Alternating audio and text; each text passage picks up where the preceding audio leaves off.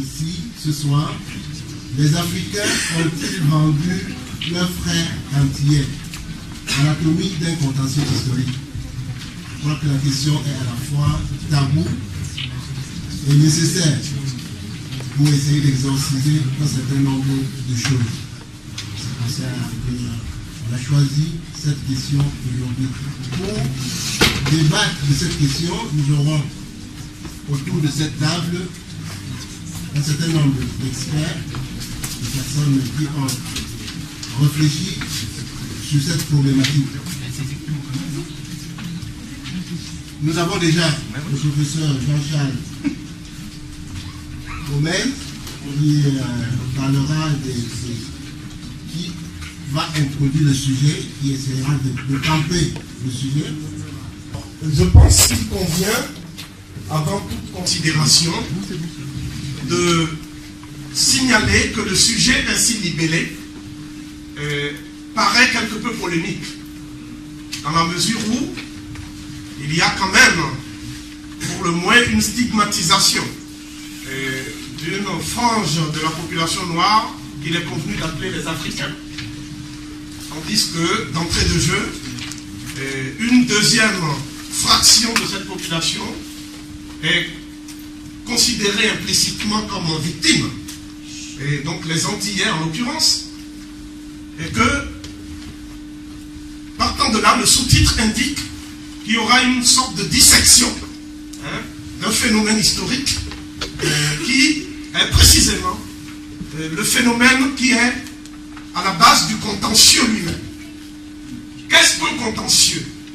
Un contentieux ne naît que lorsqu'il y a malentendu. Lorsqu'on n'arrive pas à se mettre d'accord sur les points de désaccord. Donc il s'agit ici d'un malentendu, doublement entendu, où une victime semble se faire complice du bourreau pour faire des victimes leur propre bourreau. Je ne sais pas si j'ai été clair, mais on est obligé à ce stade de parler un peu en langage codé. Depuis l'expliquer ainsi. Le problème fondamental qui se pose ici, c'est que cette question a émergé de nouveau, comme d'ailleurs à toutes les époques de contestation et de montée en puissance du mouvement de renaissance africaine, qui, comme vous le savez, plonge ses racines dans les Caraïbes, où le panafricanisme a trouvé de grands hommes, de grandes voix, je dirais même des porte-voix. Et donc, la question de la division chronique entre Africains et Antillais constitue une question stratégique pour ceux qui nous maintiennent, aussi bien en Afrique que dans la Caraïbe, sous le joug d'une domination qui ne dit pas son nom, qui est édulcorée et qui est insidieuse aussi. J'ai voulu donc prendre le problème clairement et le traiter comme tel.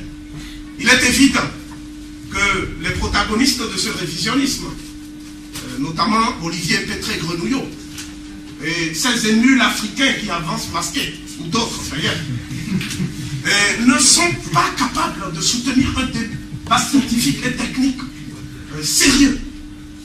Voilà pourquoi, face à la confrontation, qui est une évidence, quelque chose qui devrait permettre de trancher la question, puisque ce qui nous intéresse tous, je pense, c'est la restauration de la vérité historique, on assiste à un phénomène de, disons, de brouillage de pistes, et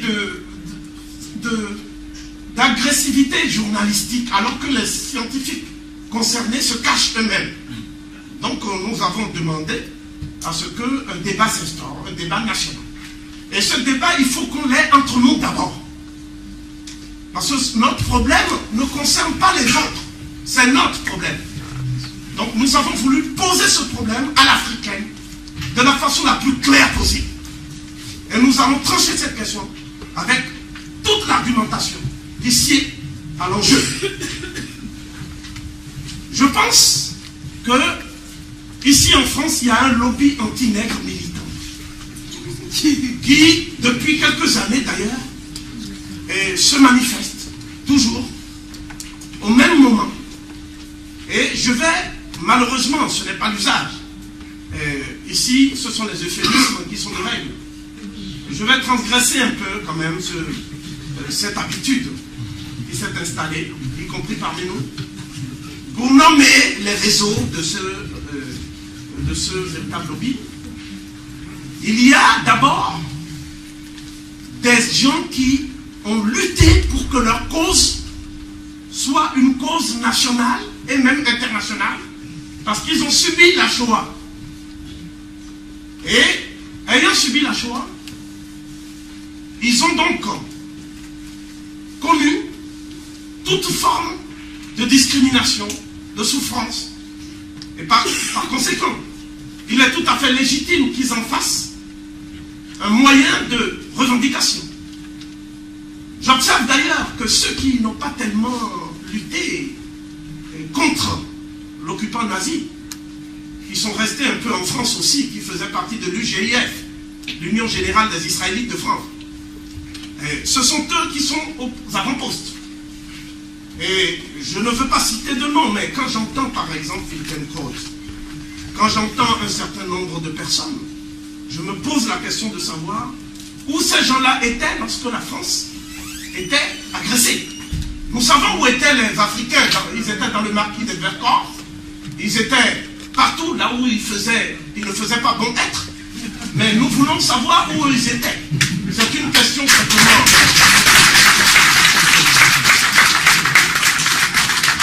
Lorsqu'un historien travaille, il travaille à partir des sources.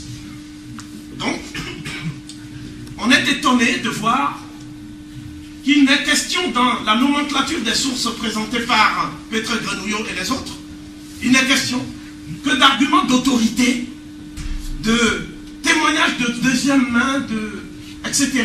Et on reste perplexe. Quoi qu'il en soit, il existe des sources qui sont aujourd'hui dissimulées, cachées.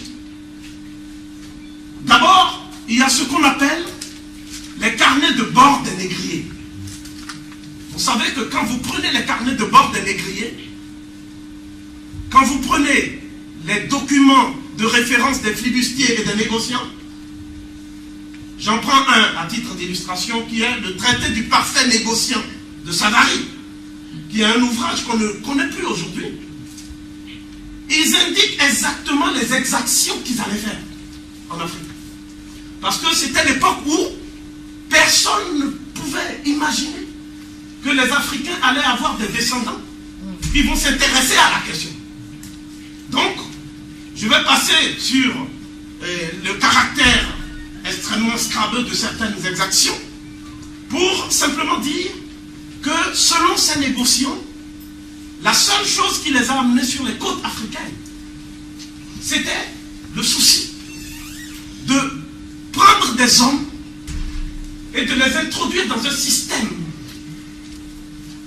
Les introduire dans un système. Alors un système par définition, c'est une sorte de totalité signifiante dont toutes les parties s'agencent de manière à ce que le tout permette effectivement de contrôler et de gérer.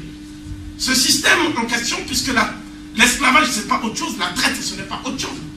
Ce système a été mis en place pour la première fois, non pas en 1492 ou après, mais le 22 juin 1444. Donc c'est en 1444 que des compagnies à charte, des rois catholiques, mais pas très catholiques, du Portugal, de l'Espagne, etc., se sont ligués, ont fait alliance, ont noué alliance avec des milieux de la finance.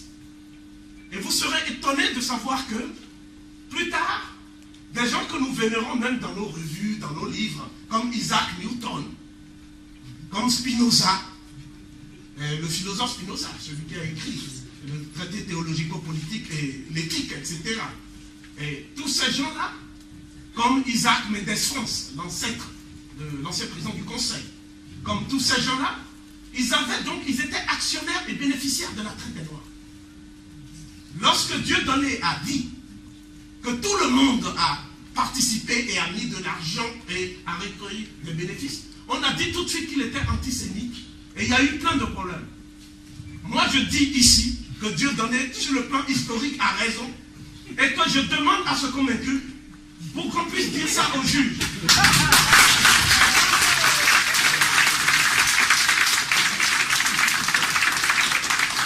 Nous disons que dans ces termes, notamment le traité du parfait négociant de Savary, ils expliquent exactement le processus par lequel ils accostent en Afrique. Les Arabes vont être chassés en 1492, mais qui étaient arrivés sur la péninsule ibérique en 711. Mais dans leur armée, il n'y avait que des Noirs en fait. Devant, comme Cheikh Kano, eux-mêmes étaient derrière. Et ces Arabes, ils ont appelé ces Noirs-là des morts. C'est pour cela qu'on vous parle de toute une littérature mauresque, etc. Mais qu'on met au compte des Arabes et de leur civilisation. Et nous disons que ces Arabes ont donné à l'Occident qui était complètement à la traîne. Je n'ai pas le temps me fait défaut ici pour présenter le tableau de l'époque. Quoi qu'il en soit, l'empire de Ghana était en avance sur tout l'Occident. Les civilisations du Bénin, Yoruba étaient en avance sur l'Occident. La Chine était en avance sur l'Occident. Mais sans la conquête de ces Noirs et de ces Morts qui étaient détenteurs du legs technologique pris, non pas auprès des civilisations du pourtour de la Méditerranée, c'est encore un autre euphémisme inventé par Brodel, mais les civilisations de la vallée du Nil, n'est-ce pas? Et au nombre de ces legs, on peut en citer trois brièvement. Il y a les techniques de la navigation au long cours. Sans ça, il n'y aurait pas eu circumnavigation des mers. Et jamais Christophe Colomb, par exemple, à qui on avait dit d'aller à New Delhi, mais qui ne savait pas se servir de la boussole et du gouvernail, a atterri ailleurs. Et puis, il pensait toujours qu'il était en Inde. Donc nous disons que, et puisqu'il faut du temps pour maîtriser de telles techniques quand même, et les Arabes leur ont transmis ces techniques. Ensuite, ça a permis de traverser les mers, ce que l'Occident ne pouvait pas faire. Les peuples occidentaux étaient tous prisonniers insulaires chez eux et ne pouvaient pas sortir. Alors même que depuis la reine Hatshepsut en Égypte, la navigation était connue, toute la côte orientale de l'Afrique avait été donc parcourue, explorée. Nous disons également que si les Arabes n'avaient pas transmis ce que les Égyptiens utilisaient uniquement dans des mystères religieux, à savoir la poudre à canon, les rois portugais, les rois espagnols n'auraient jamais pu avoir cette idée absolument extraordinaire d'en faire une arme de destruction massive. Pas comme en Irak, parce qu'il n'y en avait pas. Donc nous disons que les Arabes ont donné ces armes à l'Occident. Et l'Occident a utilisé ces armes, ce qui lui a permis d'avoir une suprématie technologique et militaire. Ensuite, les Arabes ont permis aux Occidentaux qui mouraient par milliers, faute de soins, de bénéficier du legs de la médecine. Cette médecine qui était connue depuis les civilisations de la vallée du Nil, et que ces civilisations ont transmise aux Arabes lorsque les Arabes ont agressé l'Égypte en 639. À partir de 640, la conquête de notre ère. La conquête était déjà achevée. Mais c'est ce processus cumulatif de civilisation qui va permettre ensuite aux populations de la péninsule ibérique de se doter de cette suprématie. Donc l'idée selon laquelle l'Occident, depuis la Grèce antique, aurait affirmé une sorte de white supremacy par le truchement du miracle grec dont plus personne ne parle maintenant, tant c'est devenu un anachronisme dans la recherche. Eh bien, l'Occident n'avait pas cette suprématie. Elle l'avait perdue, elle persécutait ses savants, et même alors que tous les peuples africains avaient une vision claire de l'astronomie, par exemple les Dogons, qui connaissaient déjà le système qu'on va attribuer plus tard en disant la révolution Copernic, à Nicolas de Copernic, ce Polonais. Mais ces populations, pendant 13 siècles, ont vécu sur une vision cosmique juste. C'est-à-dire c'est-à-dire mesurable, la course des astres, etc. C'est tout ça, l'astronomie, la médecine, la technologie, la suprématie militaire, qui ont rendu possible le premier impérialisme des temps modernes, qu'on appelle l'impérialisme de Charles Quint. Et c'est cet impérialisme qui va trouver son apogée en 1444, lorsque des populations dites berbères, qui s'étaient métissées avec des populations noires pour donner les rameaux de proto-Touareg, ont été tuées à la tâche dans les îles qu'on appelle la Canarie et les îles Canaries aujourd'hui. Ces populations s'appellent les Guanches. Elles ont été décimées par les Portugais au point même qu'on a oublié leur nom. Vous voyez? Personne ne parle des Guanches. Et lorsque les Portugais ont décimé ces populations, les Portugais ont dit, mais que faire maintenant? Et c'est un catholique qui s'appelle Bartholomé de las Casas, qui va dire plus tard d'ailleurs, mais bien avant lui, il a eu des précurseurs, c'est ça qu'on ne vous dit pas. Et ce qui va dire, mais puisque les nègres végètent là-bas, dans l'idolâtrie et dans la débauche, et que nous avons achevé les Indiens, ça c'est après 1442, pourquoi ne pas aller les chercher? Mais l'idée avait germé déjà chez des négriers portugais, sur indication des rois portugais et du clergé. Donc, je voudrais souligner un point capital ici. N'eût été la justification théologique de l'Église catholique, n'est-ce pas? Et on n'aurait pas pu perpétrer ces exactions. C'est vrai que certains représentants de cette Église ont cru devoir demander pardon à Gorée, comme s'il suffisait de demander pardon pour laver le crime. Mais d'autres, comme les Arabes, n'ont jamais demandé quoi que ce soit. Et continuent sur nos yeux l'esclavage. Cela veut dire que lorsque nous lisons les textes des négriers, notamment Zouara et Anesh, lorsque nous lisons Esmeralda de Situ Orbis, de Duarte Pacheco, etc., Pereira, c'est une traduction de Raymond Moni, d'ailleurs l'africaniste, en français, ça existe toujours, même si le livre, on ne fait pas de publicité. Pourquoi ne fait-on pas de publicité? Parce que c'est dans ces livres que les négriers expliquent comment, pour s'amuser, ils jetaient des noirs aux requins, en demandant aux requins s'ils ont faim, etc. Pour s'amuser, je dis bien. On arrache les négrillons des seins de la femme noire et on jette le négrillon devant la mer, etc. Il y a eu tous ces crimes. La question que je me pose est simple. Pourquoi aujourd'hui l'Occident ne sort pas ces documents? Il faut sortir ces documents. Tous ces documents sont cachés. Je les appelle les carnets de bord des négriers. Donc il faut verser ces documents au dossier maintenant, puisque nous on a vendu. Donc si on a vendu, nous on veut bien qu'on instruise notre procès. Mais il ne faut pas que ce soit un procès à charge. Il faut que ce soit un procès juste. Qu'on sorte ces documents, on va discuter. Personne n'a le courage intellectuel et moral de sortir ces documents. On sort des thèses pseudo-scientifiques pour tromper les gens, égarer les gens. Mais Peter Donouyo est incompétent. Il ne peut pas soutenir un débat technique, même de niveau élémentaire. Donc,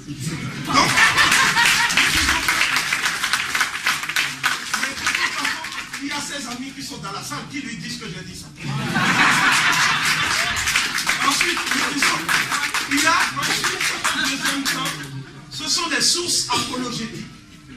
Alors, comme on a vu que l'opinion occidentale commençait à s'intéresser à ce qui se passait là-bas, et que l'opinion occidentale voulait savoir exactement, lorsqu'on fait des expéditions en Afrique, comment les expéditions se passaient?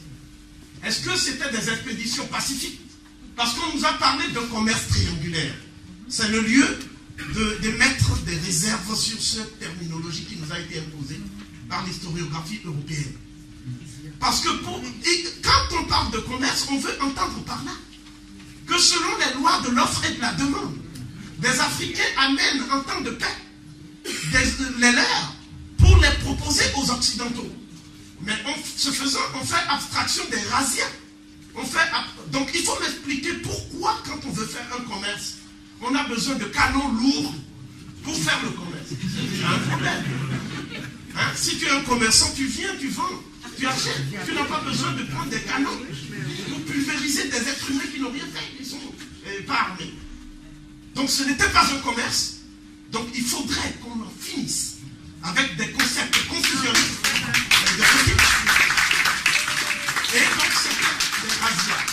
Et j'ai également les textes date pour la plupart de 1452, le premier texte en tout cas, et qui disent comment nous allons expliquer aux nôtres une fois là-bas, puisque nous disons que c'est au nom de l'amour, de la charité chrétienne, hein, et de la solidarité que nous allons là-bas.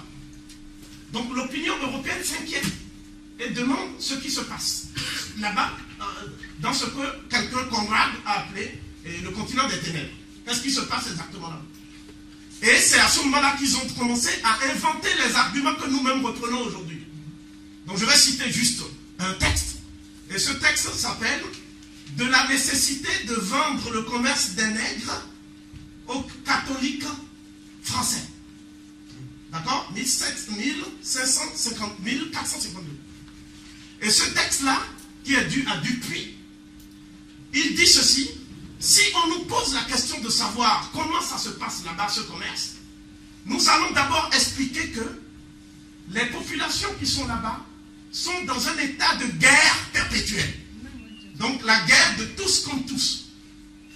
C'est pour apporter la paix et la quiétude que nous allons là-bas, pour civiliser ces gens et les empêcher de faire la guerre.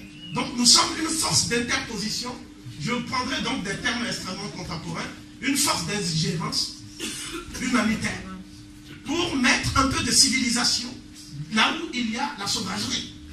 Donc comment quelqu'un, un Français de bonne foi, en lisant cela, ne peut-il pas dire, bon finalement c'est une œuvre de paix. Deuxièmement, on dit, mais ils ont de l'or, ils ont l'or. Les rois du Ghana là, ils ont l'or. Le roi s'assoit sur l'or. Sa coiffure c'est de l'or. Tout c'est de l'or. Mais il ne sait pas la valeur de ça. Donc nous voulons lui prendre juste l'or. Mais il résiste. En disant que c'est le trône de son ancêtre. Il ne veut pas céder. À ce moment-là, nous sommes obligés de prendre l'or parce qu'il y a des miséreux et des pauvres en Europe. Et nous avons besoin de cet or pour introduire ça dans le circuit commercial, afin que cet or serve à quelque chose. Puis qu'avec les nègres, ça ne sert à rien. Ils vont s'asseoir et se vautrent dessus. Et avec toutes leurs femmes qui sont polygames autour. Donc, nous disons que c'est l'argument de l'or. C'est-à-dire ce sont des gens qui ne savent pas la valeur de ce qu'ils ont. Donc on va leur montrer la valeur. Le troisième argument, c'est l'argument selon lequel les Noirs, ils menacent les Européens qui s'approchent d'eux de les manger. Donc j'appelle ça l'argument anthropophage. Donc, s'il y a des êtres humains sur cette terre qui continuent à en manger d'autres, l'Église ne peut pas rester sans rien faire. Il faut quand même empêcher ces gens-là de se manger. En plus, ce n'est pas pour nous. Bien sûr, il leur arrive de manger de temps en temps des Blancs, mais pour l'essentiel, ce sont des Noirs comme eux qui mangent. Donc, nous sommes là pour lutter contre l'anthropophagie. Ensuite, si on nous demande encore la raison pour laquelle nous allons faire ce commerce, nous disons que ce sont des gens qui sont trop nombreux. Ça, c'est le maire de Nantes qui dit ça. Mais lui, il dit ça un peu plus tard, en 1625. On a son nom, on va sortir tous ces documents. Et ce maire de Nantes dit, mais il y a trop de Noirs. C'est-à-dire, quand on va, ceux qui ont été nous ont dit que dès qu'on descend de la mer, il y a des Noirs à perte de vue, des Noirs jusque dans la forêt. Donc on ne peut pas quand même laisser tous ces gens brouiller comme ça. Hein, ils vont être décimés par les maladies. Bon, bien sûr, nous ramenons la syphilis de temps en temps, mais quand même, on ne peut pas les laisser comme ça. Ouais. Donc au fond, ces arguments, ce sont des arguments qui sont relayés. J'ai lu France Antilles pour les célébrations. Et j'ai vu Madame Fallamp, qui effectivement a écrit, parce qu'elle a enseigné en Côte d'Ivoire, etc., qui a fait un papier sur la responsabilité des Africains. Et dans ce papier que peut-être certains ont lu, elle reprend certains arguments. Elle dit, les négriers étaient partis là-bas uniquement pour aller chercher de l'or. Ce sont les Africains qui les ont empêchés de prendre de l'or, parce que les Africains ne voulaient pas qu'il y ait un regard extérieur pour voir comment ils se vendaient entre eux. Donc le problème qui est là, c'est que les sources apologétiques nous apportent un éclairage sur ce que moi j'appelle la transmutation des sources, c'est-à-dire un renversement, si vous voulez, de l'information scientifique. Parce qu'on est parti d'un détail, d'un récit cru des exactions des négriers à ce qu'on appelle une littérature romancée, apologétique, à l'usage des Européens de l'extérieur, en particulier des catholiques du commun. Je voudrais qu'on mette la suite du plan. Et donc, je suis obligé de faire une conférence au pas de charge, puisqu'il y a d'autres personnes qui vont suivre. Cependant, je voudrais insister sur... Je voudrais insister sur certaines notions que nous utilisons sans savoir vraiment leur portée, en fait. Et en particulier, les notions d'esclavage et de traite. Bon, qu'est-ce que l'esclavage? En fait, l'esclavage, c'est une institution nomade, c'est-à-dire orientale et européenne. Pour qu'il y ait esclavage, il faut, je définis maintenant l'esclavage clairement, ce que les autres ne font pas toujours. C'est un système qui autorise la réduction de l'être humain à l'état de bien cheptel. Donc c'est comme un bétail. Et cet homme-là, on va l'utiliser, on peut le vendre, on peut le tuer à tout moment, son maître peut le faire, parce que ce sont les lois même de la cité, c'est-à-dire les us et coutumes qui l'autorisent. Cela n'est concevable que dans le nomadisme, parce que dans une société de type patriarcal, comme vous l'imaginez, il y a le pater filius, etc., le père de famille qui est Dieu Tout-Puissant, qui lui a droit de vie et de mort sur sa femme. Et en même temps, il faut qu'il aille faire des loisirs. C'est ce mot loisir qui va donner plus tard l'école, schooling, loisirs, en Occident, n'est-ce pas? C'est l'étymologie. Donc, il faut qu'il fasse des loisirs. Pour qu'il fasse des loisirs, la division de travail impose que d'autres travaillent sur les tâches pénibles pour lui pendant que lui ne travaille pas. Ça veut dire que même le bétail était traité d'une façon qu'on ne trouve jamais dans les textes de l'Afrique. Je veux dire par là que les civilisations sédentaires, les premières, la civilisation qui a fleuri dans la vallée du Nil, toujours autour des fleuves d'ailleurs, des points d'eau. Les civilisations nomades, ce sont des civilisations qui vivent dans un espace désertique ou semi-désertique, en général. Mais les civilisations sédentaires, c'est sur les points d'eau, autour de la cristallisation des points d'eau. La vallée du Nil, pour la civilisation dite égypto-nubienne à notre époque, la première, donc, dans l'histoire de l'humanité. La civilisation de la vallée de l'Indus en Inde, c'est une vallée encore, vous voyez bien. Et là encore, ce sont des Noirs qu'on appelle les Dravidiens, n'est-ce pas, qui ont créé la civilisation de Mohenjo-Daro et d'Harappa, je passe. La civilisation de Sumer, dans la vallée du Tigre et de l'Euphrate, encore une vallée. Cette civilisation sumérienne qui est classée par l'héritage même biblique dans ce qu'on appelle les héritiers de Nemrod, le bâtisseur couchite de Mésopotamie, n'est-ce pas? Ça, c'était bien avant Saddam. Et puis, les civilisations de la vallée du Jourdain, c'est-à-dire la civilisation cananéenne qui a précédé les Arabes et les Juifs en général, sur une terre qu'on appelle aujourd'hui Palestine, parce qu'on a pris le nom des Philistins pour désigner cette terre. Donc, l'esclavage sous cette forme n'a jamais existé dans les sociétés africaines précoloniales. La question que je pose est la suivante, elle est toute d'une évidence mathématique. S'il est vrai que Petré-Grenouillot et les autres affirment que la traite africaine, donc la traite interne, a commencé par l'Égypte, et que l'Égypte allait prendre des Noirs du Sud, puisque les Égyptiens n'étaient pas noirs, cela va sans dire, c'était des Blancs à peau noire. Et ils allaient prendre des Noirs à peau noire au Sud, et ils les emmenaient pour en faire des esclaves, n'est-ce pas? Alors, en plus, ils ont osé faire des Juifs des esclaves. Ils ont osé. Donc, moi je dis que j'ai produit des documents publics où on voit dans la tombe de Khnumhotep, lorsque les Hébreux arrivent, avec les proto-Hébreux arrivent, donc leur chef s'appelle Abisha, et il y avait 37 nomades qui sont arrivés, on a le nom de celui qui les a accueillis, et ils arrivent avec des bouquetins pour dire qu'ils sont venus pacifiquement pour donner en fait tribut au pharaon, etc. Et c'est en tout cas le contenu, le DVD que j'ai fait, et en tout cas c'est ce document. Mais ce document est toujours coupé. Quand vous prenez le document entièrement, vous voyez qu'il y a tous les salaires qu'on donnait à ces Hébreux et ces Hyksos, leurs descendants. On dit tu as fait tel travail d'ouvrier, donc tu auras du mil en quantité, ceci. Si tu veux un peu de bière, on te donne aussi, parce que les Noirs aimaient des bières. Et comme les Hébreux aimaient bien manger des oignons, on leur donne un peu des oignons aussi. On dit, bon, vous prenez comme vous aimez bien les oignons de l'Afrique. Donc, je dis que les Hébreux savent qu'il y a ces documents. Ils savent bien qu'il y a des salaires, c'est tous des ouvriers, ce n'étaient pas des esclaves.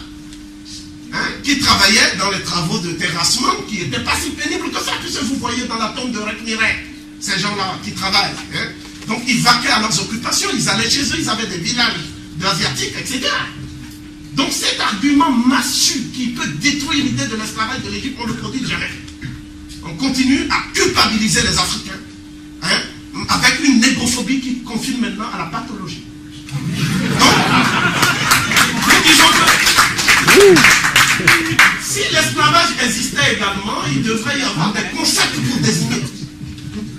Parce que le mot esclave n'a rien à voir avec les Noirs. Le mot esclave vient de Slavus et désigne un peuple d'Europe centrale que les Grecs, les Romains, puis les Huns et les Visigoths allaient détruire à souhait et les ramener pour les réduire à l'état de biens chez terre. Il en résulte donc que noir ne pouvait pas être équivalent à esclave, puisque noir signifie un peuple de blancs. Esclave veut dire blanc. Donc c'est une institution de famille, ça ne nous concerne pas, puisque nous on n'avait pas ça.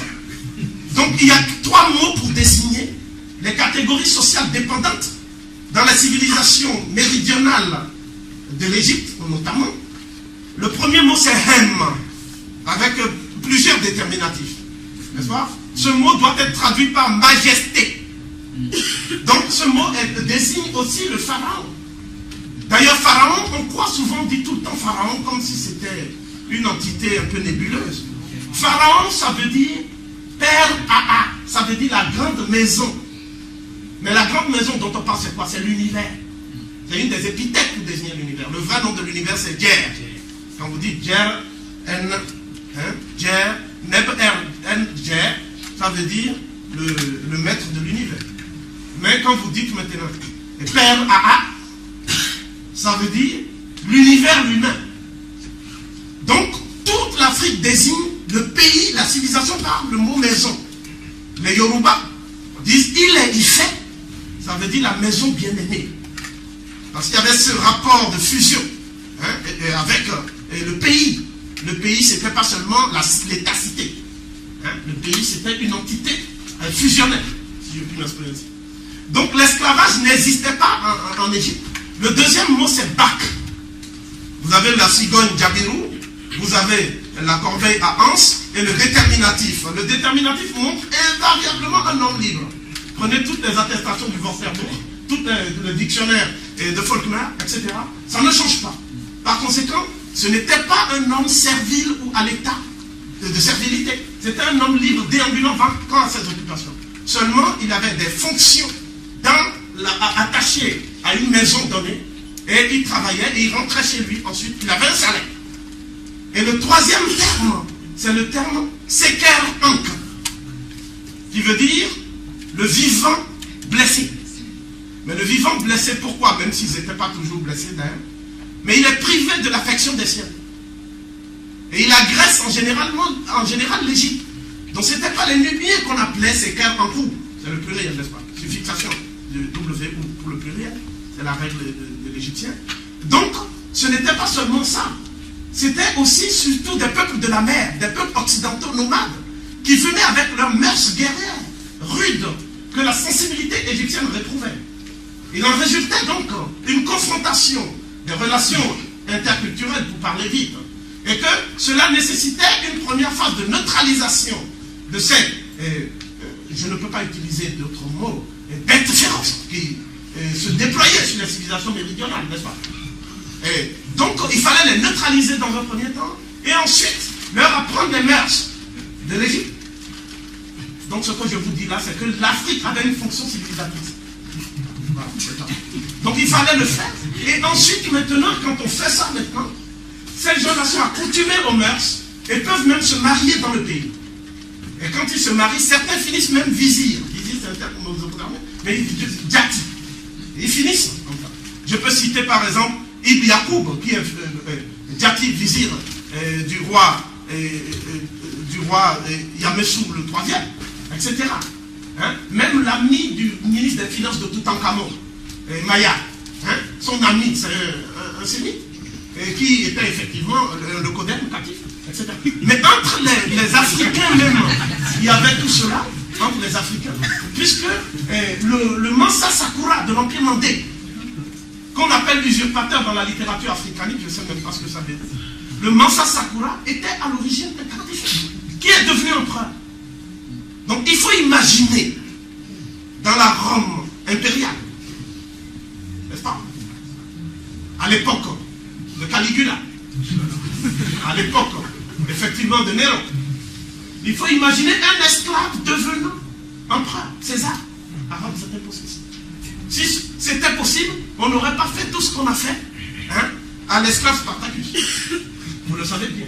De même, dans l'État-cité d'Athènes, un esclave ne pouvait pas devenir basileus, c'était impossible, absolument. Donc ce sont ces faits qu'on camoufle pour continuer à accréditer l'idée selon laquelle l'Afrique est un pays d'esclavage, etc. Ce qui culpabilise les Noirs chaque jour. Mais vous êtes le peuple bâtisseur de civilisation.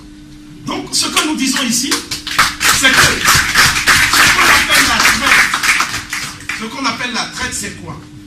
La traite, c'est que le bétail même, on le traite, on tire du lait.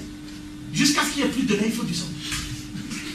Et quand il se vide de son sang maintenant, on a fini la traite, on passe à un autre. Ainsi de suite.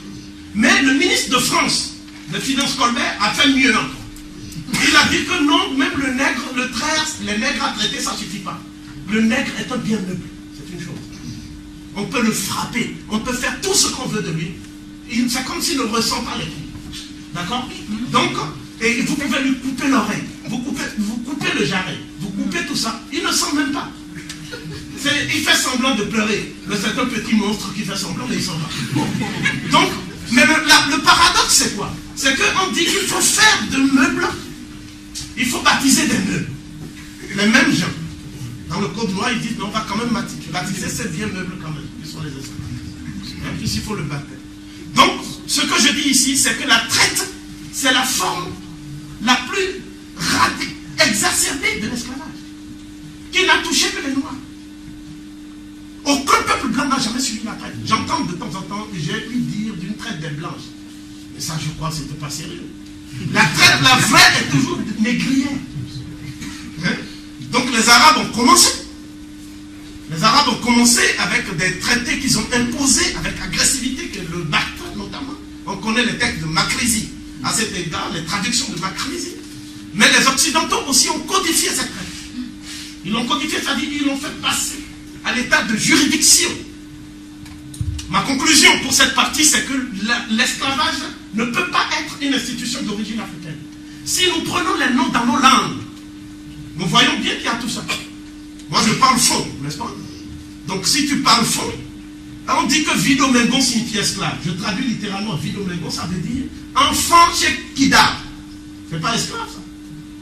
N'est-ce pas? C'est peut-être devenu quelque chose de pas moralement acceptable, mais étymologiquement, c'est pas ça, c'est ma langue. Quand on dit quand, c'est exactement le captif qu'on attache. Quand, c'est la corde. Quand, c'est-à-dire le captif qu'on attache. Quand on dit messétan, c'est le serviteur. N'est-ce pas? Mais il n'y a aucun équivalent du mot esclave absolument.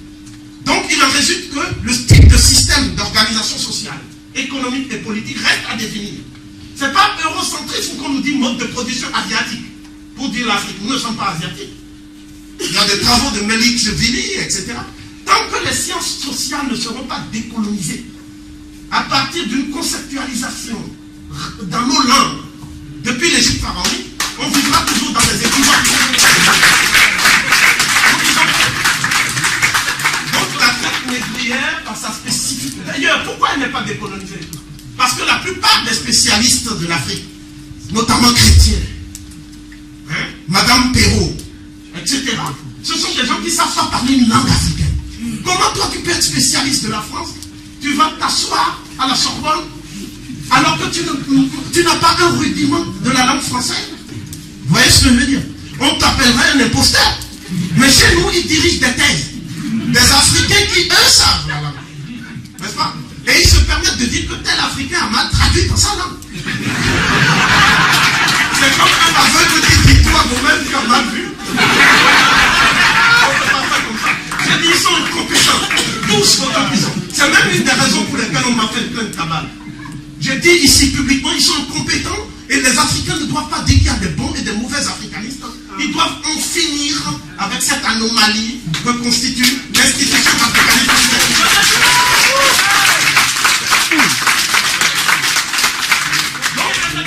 Nous disons que, à partir de ce moment-là, les dommages de la traite.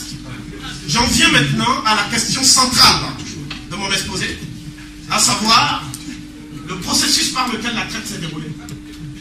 Lorsque vous étudiez la traite négrière, vous voyez donc qu'il y a eu une coalition de nations.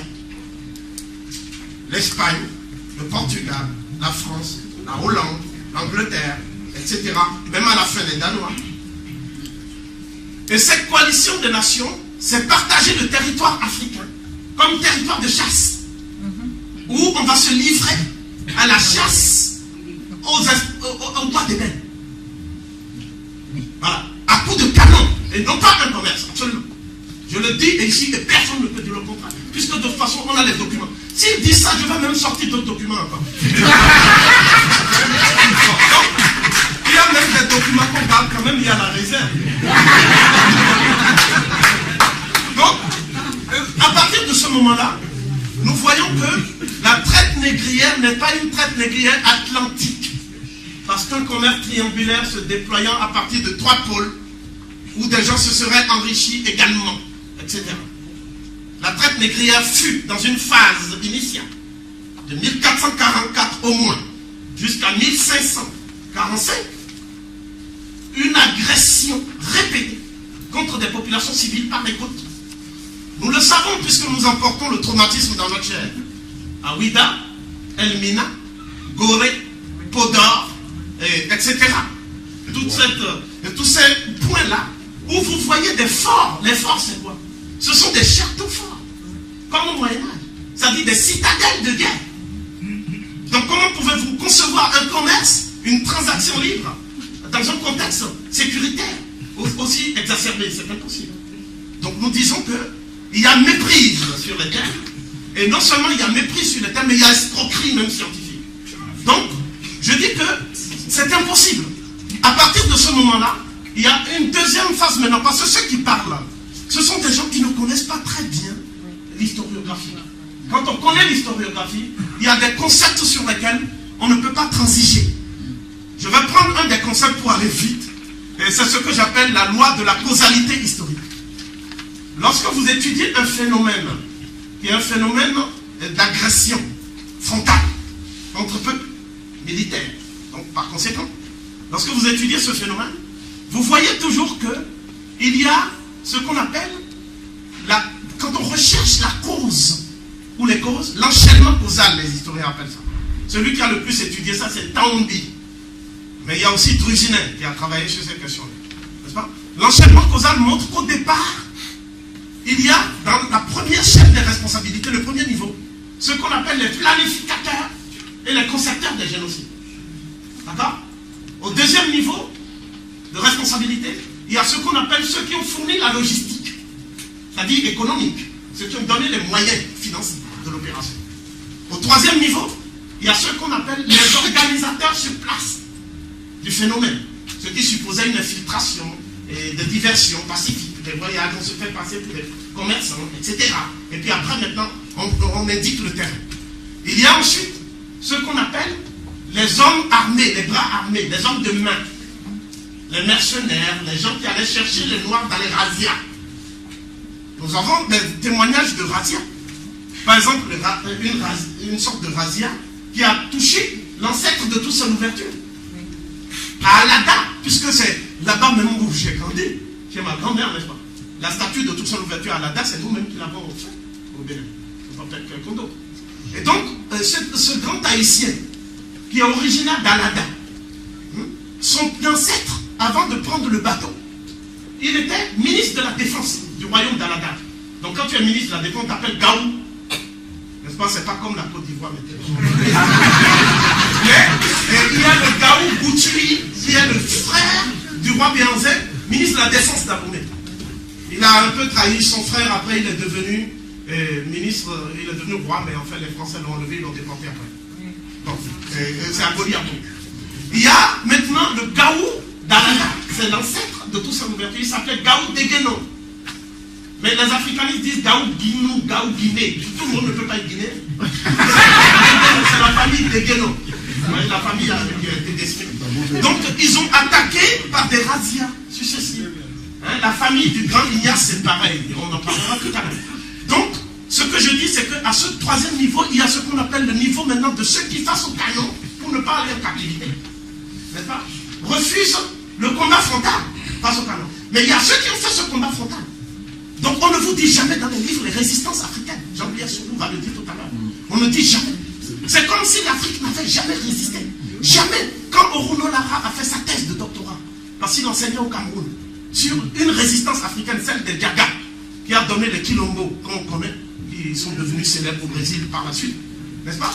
Mais on a dit qu'il ne faut même pas parler de ce livre. Il ne faut pas parler de sa thèse, c'est même pas la peine. D'abord, c'est un Antillais. Qu'est-ce qu'il va dire là-bas pour les autres? Quel est son problème? Alors, justement. Alors, donc, nous disons que ce n'est pas seulement la résistance des Diaga. Il y a eu un continuum insurrectionnel des Noirs.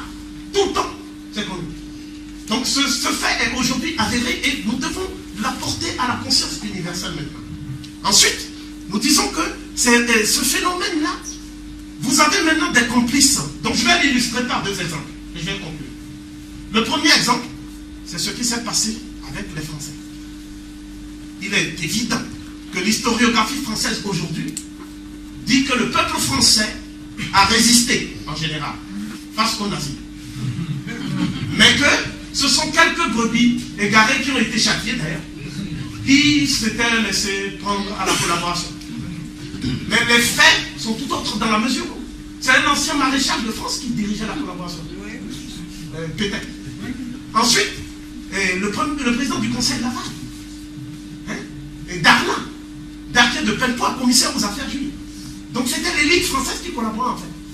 La preuve, quand le De Gaulle a lancé son appel, en AEF, quand Eboué, le Guyanais, a dit bon, nous allons quand même tenter le pari, encore une fois, pour voir si la France se libère et sera au moins reconnaissante. Eh bien, ce sont des gouverneurs de l'AEF français, blancs, qui ont dit nous refusons, nous préférons la collaboration avec Pétain. Nous avons leur nom, mais on n'enseigne pas ça au peuple français.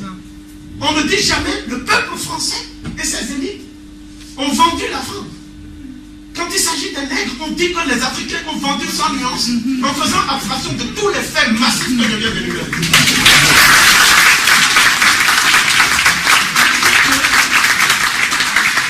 Je dis qu'il s'agit d'une entreprise hasardeuse qui ne peut pas prospérer scientifiquement. Donc il est temps qu'on y renonce, qu'on arrête, parce que le négationnisme monte en France. Chaque fois qu'il y a un problème en France, une crise d'identité, il y a une stigmatisation des populations noires. On fait comme si ce sont les Noirs qui créent des problèmes en France. Combien de Noirs posent des bombes en France? On nous dit Fofana, etc.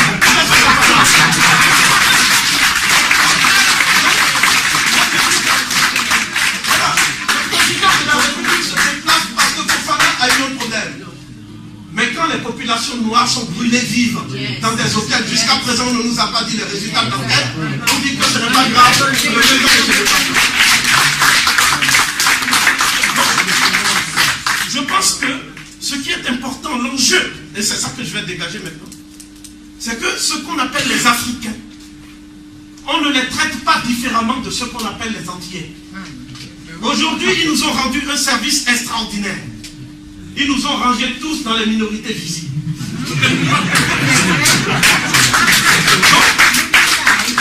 Ils nous ont rangés dans les minorités visibles, ce qui fait que quand un Antillais dit « moi je suis français », le français lui dit, mais écoute, tu es français, mais tu n'es pas français comme les autres. Donc les Antillais ont énuméré, et ils ont raison, c'est sur ça que je vais conclure, 4 contentieux. Le premier contentieux, je viens maintenant de montrer très rapidement, parce que je n'ai pas eu le temps de développer, c'est pour ça que j'ai choisi ce type de communication directe. Ce premier contentieux, c'est un contentieux d'ordre historique. Donc je dis que les termes dans lesquels il est posé ce contentieux ne sont pas recevables, sont irrecevables pour l'information scientifique. Il ne s'agissait pas d'une vente des Africains indistinctement de leurs frères antillais, parce qu'on voulait dire que nous sommes moins que des animaux. Arracher un petit porc-poussin à sa mère poule, vous allez voir la réaction de la mère poule. C'est le nègre lui-même qui va donner son enfant. Et on dit que les Noirs doivent accepter ça. C'est mal connaître les Africains.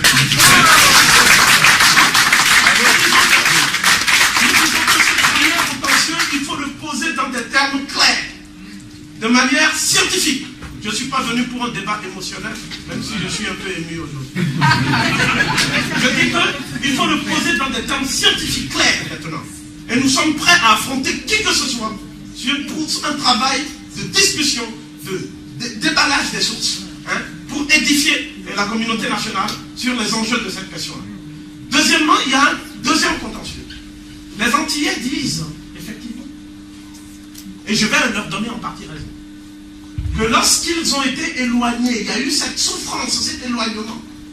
Chaque fois qu'il y a un gros problème, ils ne sentent pas cette solidarité, cette étendue des Africains. À quelques rares exceptions près. D'accord? Et que même quand il y a eu le problème de la colonisation positive, là, les chefs d'État africains sont partis se ranger à Bamako derrière le maître d'école, mais ils n'ont rien dit. À quelques rares exceptions près. C'est Aimé Césaire qui a dit, si c'est comme ça, Sarkozy, tu ne viens pas. Donc nous disons que, effectivement, les Africains doivent démontrer leur solidarité active avec leurs frères qui ont été arrachés dans les conditions que nous savons. Aussi longtemps qu'ils ne le démontrent pas, au plus haut niveau, il y a matière à avoir et à entretenir des doutes. Même si je dis, à la décharge des principaux intéressés, que ces Africains-là, souvent n'ont pas voix au chapitre même chez eux. Et que vous savez les conditions dans lesquelles on a maintenu l'Afrique sous le joug jusqu'à présent.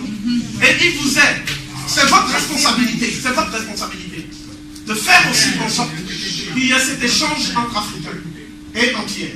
C'est cet échange seul qui va nous sauver, parce que ça va nous permettre au moins de communiquer. Et le début de la communication, c'est le début aussi de la réconciliation. Troisième argument, les Antillais en général, considèrent leur nationalité française comme un fait, une conquête de haute lutte.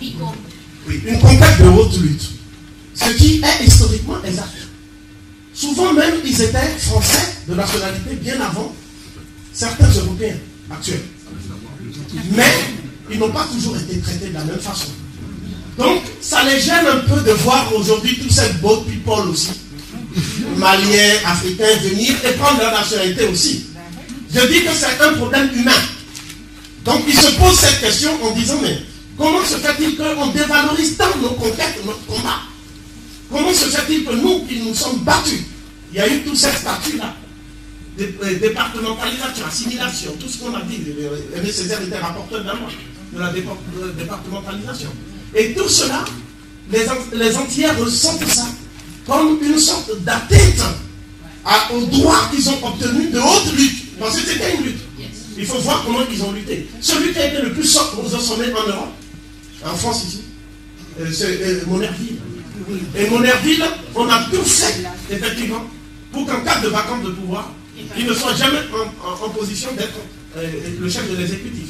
Donc vous savez que cette conquête-là était importante et ils sont attachés humainement pour se concevoir. Même si je dois dire aujourd'hui, il faut transcender ces histoires de nationalité pour voir quel est le socle commun, quel est le sentiment d'origine, l'appartenance commune d'origine entre nous, parce que c'est ça qui peut nous sauver.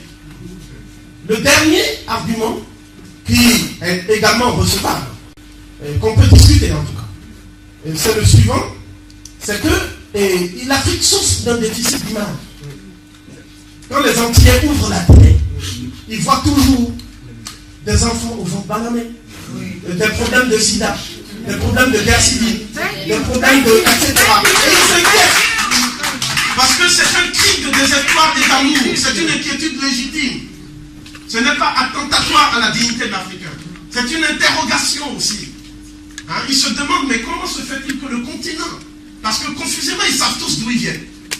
Je laisse de côté maintenant les Karam et autres, qui n'est pas parti dans les mêmes conditions.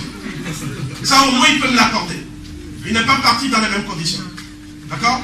Et entre eux, ils disent souvent qu'ils sont plus attachés d'ailleurs à la Palestine qu'au Darfour. Et on les comprend. D'accord?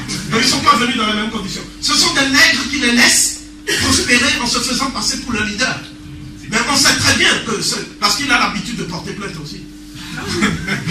Donc je dis que Karam, ce Libanais, Libano-Syrien, qui dit qu'il est à la tête d'une association noire, et qui dit qu'il est contre le grand, il est contre tout le monde.